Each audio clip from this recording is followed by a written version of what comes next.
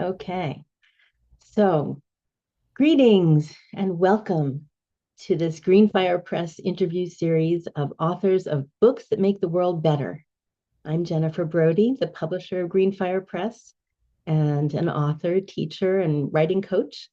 And I'm so happy to have with me today Olivia Hoblitzelle, the author of Ley Lines of Love, Adventures Along the Spiritual Path. And she is going to talk with us today about her process of writing what we are coming to call contemplative memoir. So, welcome, Olivia. Glad to be here. Yeah. Yeah. So, I walked some of that path with you over the time you were writing and then on into publishing. And I'm so interested to hear more about the process of, you really were writing contemplative memoir. How was that for you? Yeah, I certainly was. Well, I guess I would start by saying that by nature, I'm someone who reflects on life a lot. I have a strong contemplative side of my days. And so this is kind of in keeping with that, with who I am, I guess. And I was struck by something that happened, some inner shift, because I initially wasn't thinking about writing a memoir, but I kept being asked to tell my stories, and particularly the stories along the sort of spiritual dimension of life. And because I have a lot of friends who are in the Dharma world, the Buddhist world, the contemplative world, and we take our stories for granted in a way until someone says, but tell me. And what I want to point to is that shift that came when I said to myself, yes, I'm going to do this. And that shift was very significant because the moment I made it, as yes, I'm going to do this, there was just so much energy behind it. And that kind of filled me with wonder. It felt like it was more than personal almost. And maybe that's because my life has led me into some places that are kind of on the frontier of things. Mm. And so um, I was kind of being asked to share that. And so I had to give that a lot of thought, how to do this, how to talk about something as sensitive as one's inner life, one's spiritual life in particular. So there was a very deep process that was unfolding. I think that's where I would start to answer that question. Perhaps if you ask further, I could say there'll be more. Yeah. Well, what is it about this sort of tender intimacy of the spiritual path that you were maybe initially reluctant to share? Well, partly because there's a big piece in the book about going through spiritual disillusionment, and that was very, very painful. And maybe we can talk more about that later because coming to this question of contemplative memoir, I was so aware of how I was writing because let me say that I don't know about many of us, but I certainly was taught in high school and college that I should know what I'm doing. I should have an outline. I should, it should have one and one A, B, C. It should be like that. And well, I have to say, I've not felt drawn to do that. And in each case of my first two books and this one, I engaged in a process of what I would call deep listening to what wanted to be shared. What I, this was a very contemplative process about being quiet and trusting. Trust was a big part of it, and it's become so much a part of my contemplative life to listen to. It's like how I live my days and so forth, and that translated to the writing. Listen, Mm. listen to the themes, listen to where the energy is. That was a key one, and follow the energy. And so that's really how the book got written. And um, I was quite surprised that, well, I shouldn't say that it was fun. That didn't surprise me, but that it was as effortless as it seemed to be. It just seemed to be flowing. And perhaps it's because I've been a writer my whole life. And so I think the more we write, the more ease there is around it and the more, yeah, comfort. So those are all elements in this to answer that question of yours, which is very thought provoking. Hmm. Yeah. Yeah. So go where the energy is. Yes, Yeah. yes. So does That's like that mean you sit down each day and, as you say, listen and, without, so how do you manage without an outline, I guess is what I'm asking. You know? you should well ask. Um, it's an issue of trust. I think it was. I thought if I follow the energy, and so I wrote it in pieces, and then at some point I'll see that there's an arc to this story. There's a way that this story wants to fit together. And I didn't write it chronologically. I think that for me was important. It was important to listen to the prodding, kind of this inner process, and and trust that, and trust that the form would come. And that may be not good advice to um, your students, your listeners, but it was how I needed to do it.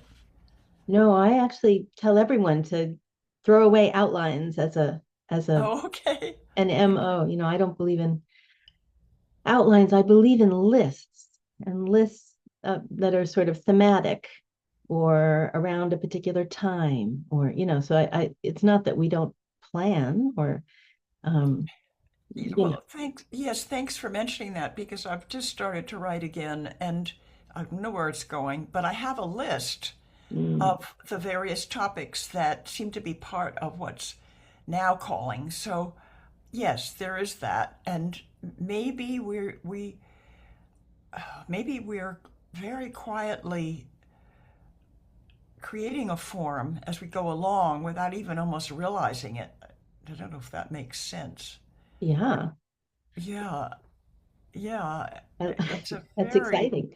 yeah, it's exciting. Mm, And I think that's another thing. I don't know if you asked me about surprises or not, not yet. but I think one of the surprises for me was the discovery that not knowing, being not sure what's next, uh, it's okay. That there's actually a lot of energy in not knowing. Mm, And that sounds counterintuitive, but um, I sometimes had the image of being one of those birds that's called a kite, and it hovers. mm, So it's as though, as a writer, I was hovering over what story was wanting to be told, and I was just waiting for. Well, in the case of the bird, it would be, which direction I'm going to fly. But for the writer, which way am I going to go now with this? So there was energy in that. It didn't feel like a block, like any kind of a block. No, not at all. It just felt like there's an energy to waiting. mm, Yeah, mhm. sometimes, yeah. So I hope that makes sense. Yeah, and it's so countercultural because right now Yes. everything's about speed. How fast can we get it done, Oh, yes. It's so true. I'm glad you mentioned that because I think part of the gift of writing contemplative memoir is that we step out of that hurriedness into another time dimension. And that's a big gift. Yes. So I'm so Yeah. happy you mentioned it. Yeah. Well, there is this kind of shift of time that writing memoir involves because the past becomes the present as you write it, as you bring it into the present moment of writing, Yes. right? And then Yes. in a way, as you're contemplating it, you're contemplating the past, seeing it differently, seeing it with new eyes. Maybe it begins to shift a little bit, or at least your the story you tell yourself about the past shifts, right? Indeed, it does. Mm. Yes. In fact, it shows us how malleable stories can be. And I've heard it said, not in such harsh words as don't trust what people say in a memoir, but memory's very slippery, Mm, and we we will take maybe a difficult issue and try to make it more comfortable. I don't know. Memory, yes. So it's really like being in a river in a way, this mhm, writing process, and it's always moving. Yeah, yeah, and mhm, changing. That's why it's so exciting. mhm. Mhm. And so you just need to trust the river to carry you. Yes, Yeah. yeah. Yeah, I I like that agree. image Yeah, there is something about surrendering control that becomes very liberating. for sure. Yeah. Yeah. And so I know, the anxiety many people feel about revealing certain stories in their past, or, there's a lot of anxiety wrapped up in memoir often. And I think Mhm. letting that go is part of the liberating process that allows us to actually do this thing, which is not so easy to do. I think No, some it's people not, think memoirs. particularly if there's trauma involved or something really painful. Yeah. And in that regard, I have to say that for me, I was aware at times of the healing dimension of writing a memoir. It's like there's a healing that's happening because we're really looking into our relationship to a story or our relationships and really wanting to understand them deeply and see where we may be caught or where we can be freed. And so it's a very, it's a healing process. Mm, Yeah, yeah. mhm. Yeah. And I don't know, what you felt in the aftermath of sending your book out into the world, but I think our hope with Purposeful Memoir is that it helps others heal as well. It opens a door for others Oh, to absolutely. follow. Oh, no. Yeah. I think that's why I really love the title that you say, writing to write the world, is that it matters what we write, Mhm. whether you publish it or not, but it still matters because the process is having its subtle impact. Yeah, so I think we need to trust that too. Mhm.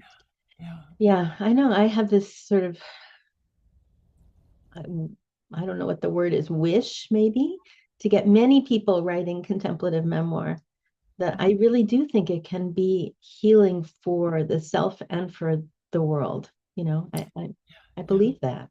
Oh, I do too. I'm really with you on that. That everything we do to heal our own unfinished business or whatever you want to call it is becomes a gift. Hmm. That whatever awareness or consciousness we're bringing to our lives then ripples out. I think about that the image from Mahayana Buddhism of Indra's net, but or it's also like contemporary physics, the quantum. Hmm. So I I Hmm. love thinking that's what surrounds us. So everything we do matters, you know. Yes. Yeah. Yeah. And am I right that you have therapy in your background? Like you have been a therapist? Yes, Yeah. yes. Oh, for some years, Yeah. yeah. So I'm curious what you would say about the similarities and differences between a personal practice of contemplative memoir and being in therapy. Because Oh, I, yeah. That's an interesting question, yeah. Jennifer. My goodness. Well, I think that the difference is that being in relationship to a therapist who then becomes a witness to your process has a kind of intensity and aliveness to it that's very different. And I think it amplifies the process. I think, or it's like turning the fire under the flame under the fire Mm, to increase the heat. Whereas sitting down to write, whether we write longhand or on a computer, is a gentler process, and it allows more time and really, in some ways, another level of reflection that may not happen in the immediacy of a therapy session. I'm not sure. I never really thought about this question before, but I find it really very intriguing because they're both going in the same direction, but just kind of in a different vehicle or a different form. Yeah. Well, it's Yeah, I'm curious about it because um, we live in a very therapy oriented culture, you we know, certainly do. Yeah, and that's an accepted practice, and a lot of people engage in it. But contemplative memoir, less so. And it's almost as though we don't give ourselves permission to take the time because it is slower and it is maybe less yeah. goal oriented, or, there's fewer markers of finishing and success, Um, Yeah, so one of the ways that I've been getting word of the book out is by giving talks called, and I titled the talk "Telling Our Stories: Life Review and Ley Lines of Love." And so it's an excuse to talk about the book, but I start by talking about the importance of telling our stories. And because I'm well into my eighth decade, I'm 80, I'm going to be 89 in a couple of months. I feel that particularly for older people, well, it's even more important because they, who's ever coming after us, whether friends or family, th- this is the only record of a life, and a life is such a precious thing. And I know that there are people who start writing contemplative memoir in their 30s, and that's wonderful because then you set the inner stage, if you will, to lead a reflective life, to live thoughtfully, to see where do you need to move next, what inner work is being called for, whatever. So I think it's an ageless process. I just want to say that amongst elders, I think there's another level of call. Yeah, I agree. I yeah. totally agree. I just taught a class in ancestral archaeology, and I always end that class by inviting people to think of themselves as ancestors. And Uh, what is so after we've explored, their ancestors and going back, what do we want to leave to the future is that final question. And it's a very potent one, I think. it is. Yeah, yeah. Thank you for mentioning that. Yes. Hmm. Yeah. And it's I'm not I think what a lot of people, when they think about legacy and when they think about eulogy, it's a superficial, it can be a superficial recounting of a life, Yeah, yeah. whereas contemplative memoir asks you to go deeper and really think on a soul level. What did you accomplish here? Why were you here? What Well, is the yeah. trace you're leaving? So I want to cheer you on because that's called it's countercultural probably to write contemplative memoir. I mean, there are people out there who are pushing their ego trips. That's very different. Yes. And this is going slower. It's going deeper. It's things that we live in a very superficial culture. If you think about it, it's materialistic. It's secular. It's hurried, and so contemplative memoir is asking for something very different. So I think it's very important. I guess I want to support your passion. Yeah. Yeah. And also to be asking older people for their stories is not so common. People No, people are all about those 30 something stories and the glamour of yeah, youth. yeah, But I think the wisdom of age, as you know, is essential. Yeah. I do. I agree. Yeah. Yeah, yeah. So, but it's not something that can be conveyed in a 7 point action plan, or No, it's no. it's it's almost like a fingerprint. Everybody has such a unique story, and it's that's why outlines don't really work, and certainly formulas don't work. And I really like that you were talking about starting where the energy is and just letting it go, just Yeah, just yeah, seeing what's there, and with an yeah. open mind and an open heart. and trusting that what will emerge is what needs to emerge. Yeah. And another thing is, I'm sure you've run into this, people who say, well, my story's not that important, or Oh, I yeah. haven't got, and I've heard myself many times countering that and saying, every life is precious. If you give it thought, it'll reveal itself. And so that, I'm sure, becomes a part of your work. People's downplaying their story. Oh, yes. Yeah. Well, if it's, those are two big ways that we've mentioned here. One is down, I don't really have anything worth sharing. And the other one is being afraid to share what's there, what you've Yeah. lived, your lived experience Yeah. for Yeah. various reasons. And so it takes courage, you Mhm. know. It Oh, it may be does. that you're sitting alone with your page or your computer, but that takes courage. It does. Yeah. Yeah. Yeah. So yeah, maybe you want to talk about that story you told that took exceptional courage to share. Oh, yes, because Well, there are more than one, but any one that it's you'd more like than to one, share. but this main one, which is so archetypal, because among spiritual seekers, whatever the tradition, there's been so much betrayal on the part of spiritual teachers, gurus, whatever they call themselves, rinpoches, and it's always devastating because there's something about one's inner life, one's spiritual life that's different from a personal interpersonal relationship. It's so core.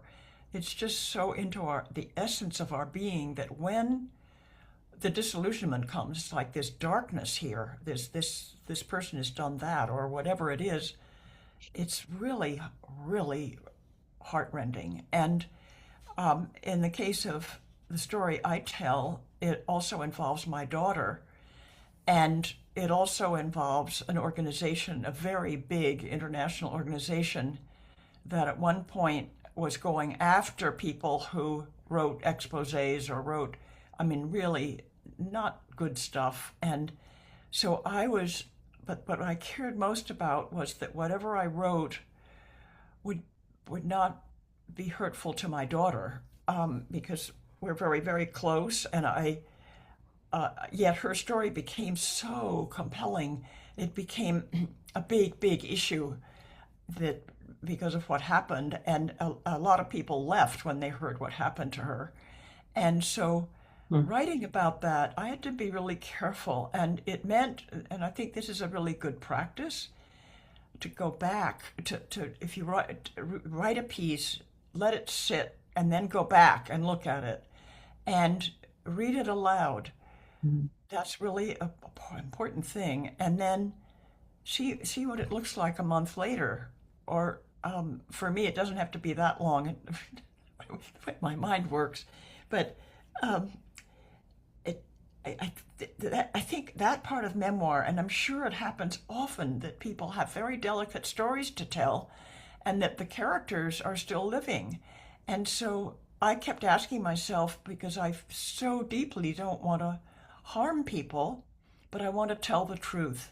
And so there's a very, very tricky place.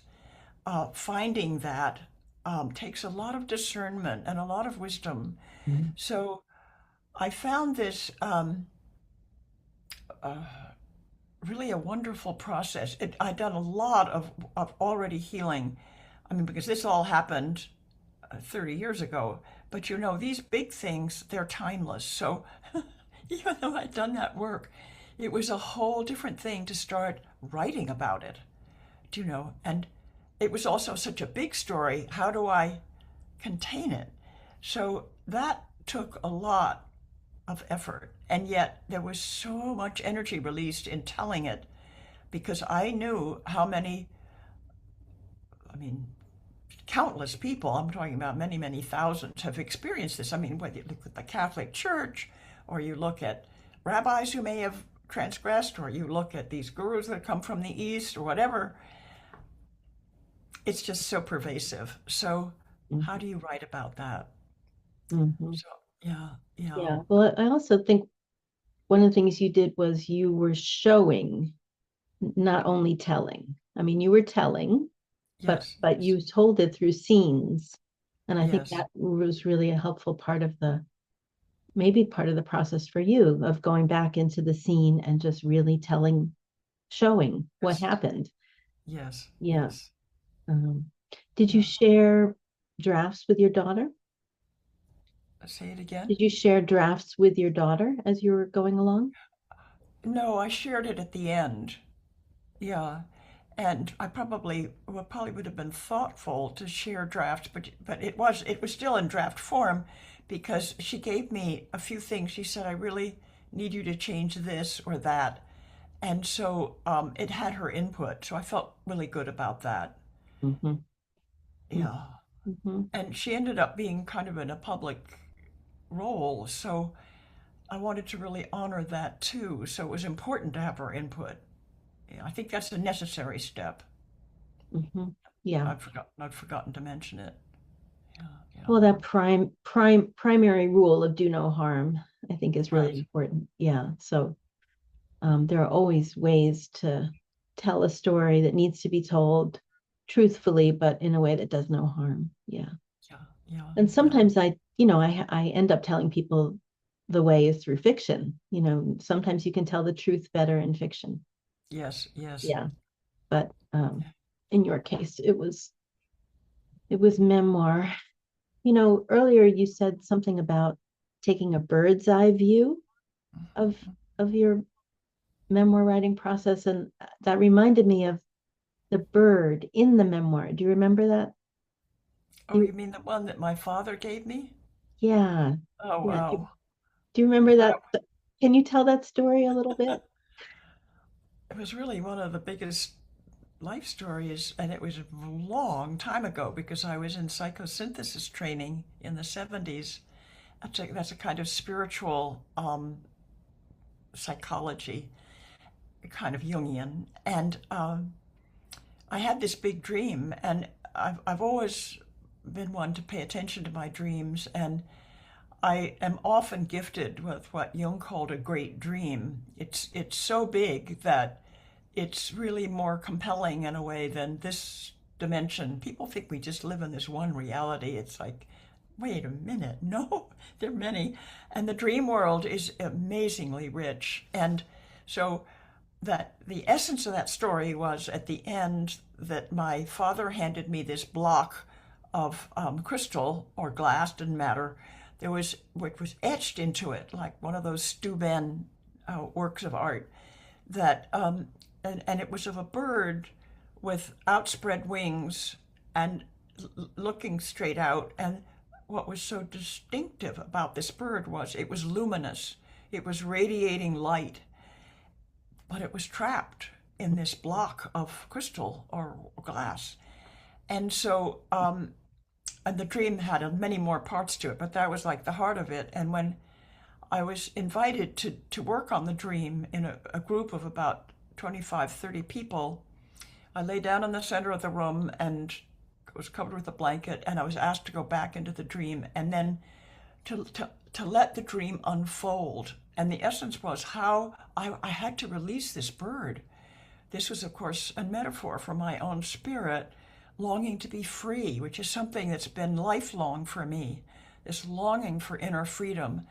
And so it was so powerful to do this because it's called as a kind of guided imagery. The facilitator is just giving you a couple of prompts, but you let the dream image unfold.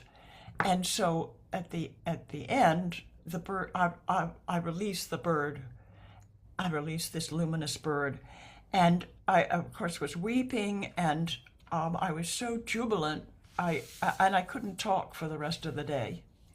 It had been such a powerful experience because it was related to my father, who is a very major. I mean, of course, our parents are, but I had what Jung might call a father complex. This man was, yeah, so exceptional, and so that was that story I tell, and yeah, I mean, even telling it to you, Jennifer, now, I can feel the energy of the story Mm-hmm. I can because too. it's such a deep part of and talk about meaning. What is the meaning of our lives? Well, for me, it's certainly about how to find inner freedom, and Mhm. that's what's taken me so deeply into the meditative traditions. You know, Mhm. yeah, Hmm. So inner freedom. inner freedom. Yeah, we're not talking about political freedom. That's a hot issue right now, but no, inner freedom. And what and you could say freedom from what? Well, from our afflicting emotions, from our maybe our tendency to be angry or guilty or jealous or all those things, which become inhibitors of our freedom. And so it's about that. Yeah. Yeah. And so the fact that your father was giving you this bird, trapped luminous bird. Um, there was also, I think, knowing that your memoir, there's a thread of you freeing yourself from the past, from the Yes. sort of the weight of the past. Yes. Yeah. So you have that wonderful scene dancing on the desk. Can you tell us Oh. that story? Oh yes. Oh, okay. Well, yes, because one of the themes in the book, it's called, the subtitle is Adventures Along the Spiritual Path, but everything becomes part of our spiritual journey, and our personality level work as well, and so in that case, I was part of a wonderful group of 6 women who met regularly, and one of them had said to me, "So, Olivia, I think you have some unresolved legacy issues." So, oh, she said, "I think we should go to your family's, the seat of your family, which is this mansion in south of Boston, and you should spend the day. We'll all spend the day there with you, and you should spend the whole day talking about how this legacy is, an old New England family, a lot of political leaders, blah, blah, blah. How has it affected you?" And so we did that. And at the end of the day, we were in the big library. And I don't know how it happened, but we started chanting. We had all shared in this tradition where there was wonderful, beautiful chanting. And there was this chant called Kali Durga, Kali being the dark feminine, powerful force, and so my grandfather's desk at that point had been all cleared off. It was a great big desk in the middle of this huge room. And I jumped onto it and I started dancing to the chant as well. My friends were dancing around the desk. So that was like, oh my God, that was so freeing. And they had also asked me, as part of this, at one point I stood at the front of that library, and you saw it, Jennifer, because you wonderfully came to visit. And I stood there with my self ordination cape over my shoulders, and I raised my hands and I spoke to my ancestors. And I basically said, "This is who I am." And because it was very different, I'd chosen a very, very different path. I wasn't a general. I wasn't, I wasn't a senator. I wasn't a governor. These were all these people in my past. But I had chosen an inner journey. I had chosen the journey of teaching and writing and hopefully bringing healing energy to the world. And that was very different. And there was a big struggle over this. And so you could say that the glass around the bird was symbolic of the conditioning that, of course, I got from this family, because we all are very conditioned by our family circumstances and who our parents were and our siblings and so forth. So that was partly getting free from that, although there was a lot of good in that too. Boy, Mhm. Jennifer, you've really touched on to some of the hot ones here. Yeah. Well, your grandmother in that house was also a suffragette, right?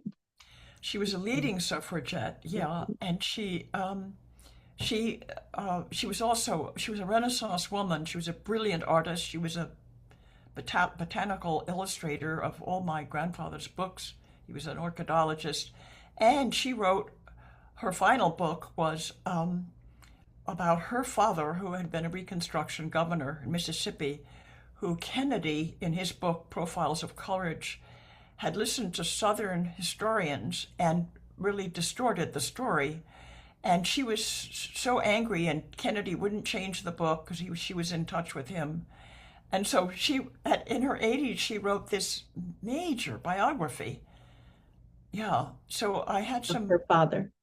of her father. Uh, Yes. Yeah. Of her. Thank you. mhm, I had some powerful role models. mhm. Yeah. Yeah. Yeah.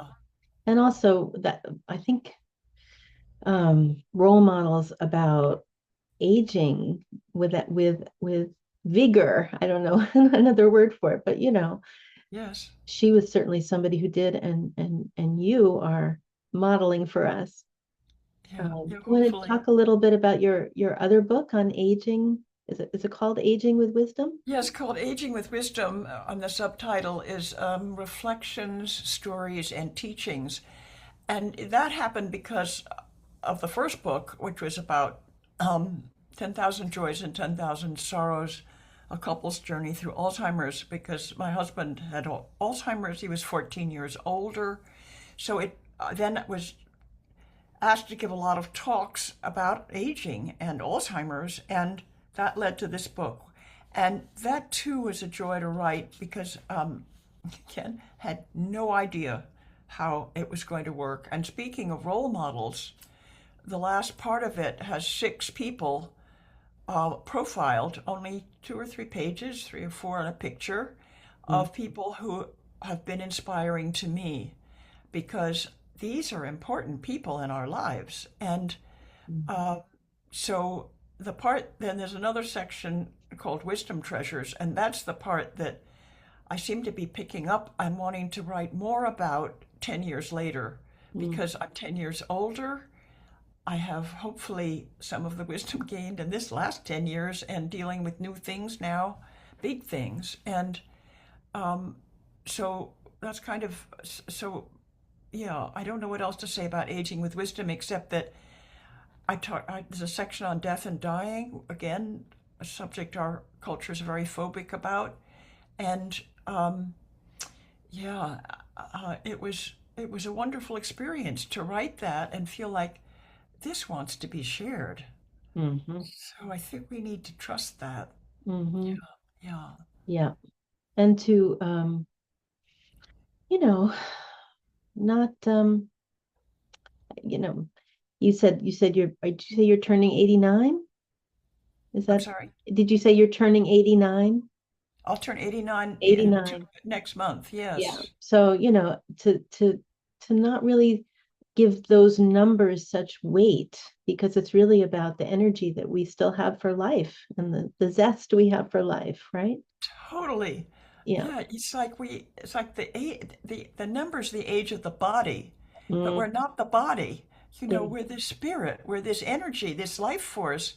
And so that's why having these role models of elders who are engaged in life, and even I'm thinking suddenly about a friend he's gone now quite a while, but he had muscular dystrophy, and his body was a wreck. I mean, he was in a wheelchair. He could only move his right hand and the muscles in his face, and he was such a radiant spirit Mm, that it was totally irrelevant that his body had this awful disease, and he was a great inspiration to many people. So again, now this is something our culture is so backward in its views of aging. And boy, is that a subject I'm passionate about, is how can we help overturn that paradigm because it's so flawed. And when you think about Asian cultures or indigenous cultures where the elders are revered, and particularly the women, I have to say that, in the Native American tradition they turn to women in their council circles for wisdom. Where are we? So mm, um, this is where one of my passions lies. mhm. Yeah. Yeah. And that's part of, I think the Indra's net metaphor is really true in that as each one begins to shine more brightly, the whole net starts to glow, Yes. you know. Yes. So that's why each story really matters. And Yes. to the extent that people are willing to share, it Hmm. is, like you say, a gift Hmm. to the world. Hmm. Yeah. It is. Yeah. And if we Yeah. write it down and share it, then our gift outlives us. We Yeah. leave that trace. Yeah. Yeah. Yeah. So I really, I'm so grateful to you for the work that you've been doing all these years. Well, I feel so gifted by it, do you know? And it's all about connection with others and how we're all in this together, this thing called life. Hmm. So Hmm. it's like, how can we be there for each other? And each of us holds an important part of it, you Hmm. know? Some are very obvious than others, and some of the quietest, quote, in the background people are having a very, very profound influence on life. Hmm. So I think, yeah, yeah, Yeah. And that's something that in this time in particular, I think we have to acknowledge because um, you know, the outward scene is so tumultuous and seems to be so demanding of our attention. And yeah, yet, if we only give our attention to what's happening out in the world, we won't be able to ground ourselves to, you know, shine that inner light that the yeah, world really needs. yeah, Yeah. yeah, So there's this, I think there may be this tension between inner freedom and outer freedom. And I maybe what we need to do is to start bringing them together, but that hmm. is a task that could take generations. I don't know if we can accomplish that. Now, I don't think we're going to see that, but I think you're right. It's like all the seeds are being planted, and we need to trust they will sprout and grow. Yeah, Yeah, yeah, yeah. And I see the practice of contemplative memoir as cultivating, planting those seeds, cultivating them, and as you say, trusting that they will grow, yeah, yeah, bear fruit. Yeah. yeah. I'm very fortunate because I had grandparents who left books or art or whatever. And one of the things I've always wished for was, why can't we reverse time? Mhm. Bring back our grandparents and have a conversation with them when we're grown-ups. I would love to be able to talk to these four people because I knew all four of them. And it just goes to show the importance of the story, because I appreciate so much that I have that. I only had one story from my Danish grandmother. She was an actress. That was her gift. But each of these things is like a window into the past. And have you ever wished you could talk to your grandparents? Oh, yes. Yeah, Yeah. and that's something that I invite people to do imaginatively in my Uh, workshops is actually get into dialogue and try to inhabit that grandparent and respond. oh, that's fascinating. That's wonderful, Jennifer. It's very Oh, powerful. Yeah. yeah, yeah. Oh boy. And you could try it. Yeah. I Yeah, mean, that could be yeah. really interesting for you, actually.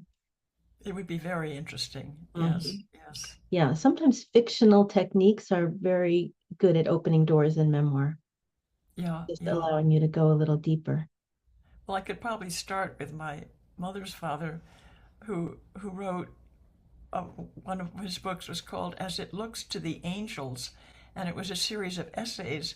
And he one of them's about parapsychology. In those days, that was really far out. So yes, there's a lot of richness there. Hmm. He was right. Did he write about angels? I think, well, I haven't, it's so long. I'm so long since I've read it that I can't, I think, I think it was more a metaphor for just seeing that big, maybe sacred vision of a life. I Hmm. don't know. I'd have to reread it again. Hmm. Interesting. Yeah. Yeah, Yeah. you're But it's a fortunate. very, very thoughtful title. It is. Yeah. And Yeah. thought provoking. Yeah. Yeah.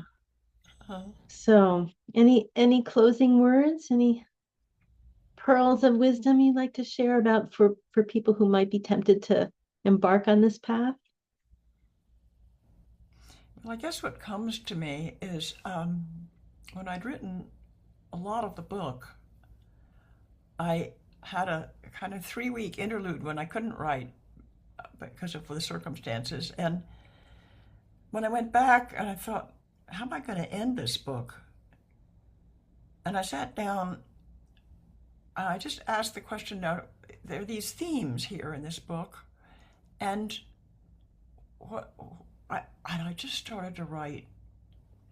And this is one of those examples, I think, where the deep listening and also the fact that I hadn't written for several weeks, so something was a readiness because I wrote that postlude. It's 2.5 pages in one morning, Mm. and it's the time when the title came to me because I'd written about ley lines, spelled Ley, in the chapter that's called Findhorn and the Psychics, and that's where Findhorn was where I first, that spiritual community in northern Scotland, where I'd first heard this term of these invisible lines of energy that crisscross the earth, and which people in touch with the natural world, and particularly indigenous people, can feel.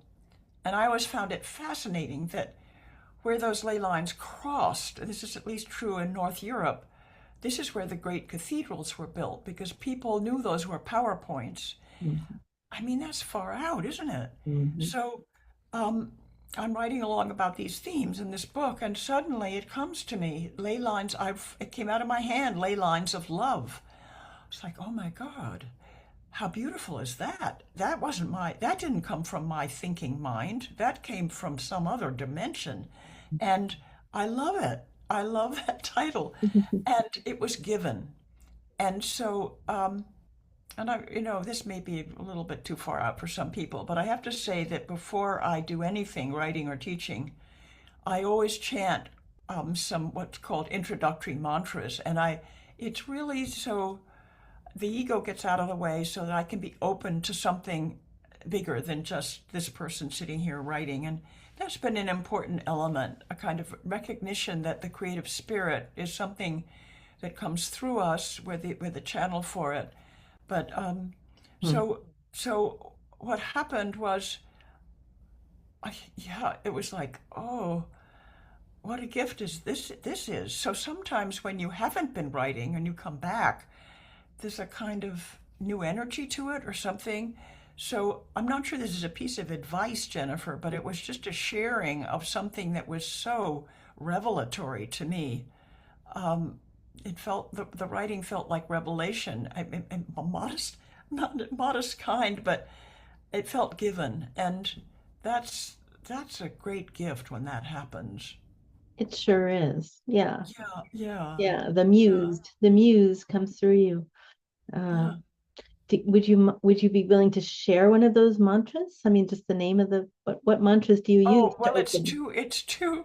um, it's in Sanskrit. The archetype for creativity. Her name is Saraswati. She's from the Indian tradition, and so it's really to. She's depicted. First of all, she's a beautiful goddess-like woman. She's an archetype. She's playing an Indian instrument, stringed instrument, in the images of her, and people get so much into that's idolatry or something. No, it's an archetype. It's something within all of our psyches. And so it's just basically asking for the inspiration of this creative spirit. It's just that. Yeah, Saraswati. yeah, Yeah. yeah, Yeah. Because I find mantras very helpful when I'm yeah, anxious yeah. or, just when I need to ground. And let me say one more thing because I've been thinking about that. There's been a lot going on in my extended family, and my mother was a poet, and when her mother died, she wrote 4 poems to her mother. And one of them I've sent to a lot of people when they've lost a loved one because the most important point in the title of the poem is Dying is Becoming. The point being that we're given physical birth, but death is a subtle birth into another dimension. And Mm. that's a whole big topic. But the point of her she was a very, very wise, deeply thinking person, of this poem was to say that we don't fully see someone until after they die, and the relationship continues, of course. Mhm. And so the last line of this is I wrote it down because I'm not very good at remembering, but the last two lines were, "Meanwhile, you do not know me, nor do I know myself, lacking the shadow that illustrates the round." Lacking the shadow that illustrates the round. In other words, the fullness of someone's life Mhm. is not there until after they die, and then it goes on.